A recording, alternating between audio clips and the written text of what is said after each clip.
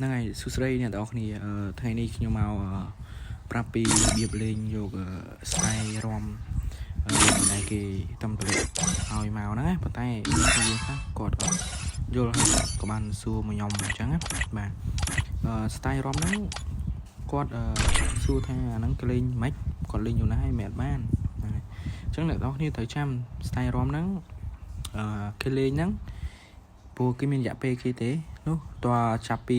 ថ្ងៃ24ដល់ថ្ងៃ26បានគេបើកឲ្យយើងលេងអញ្ចឹងនីតិរបស់វា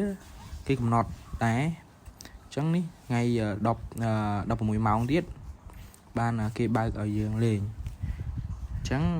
តើថ្ងៃទី24ស្អែកហ្នឹងបានយើងអាចលេងបានអញ្ចឹងលេងចន្លោះ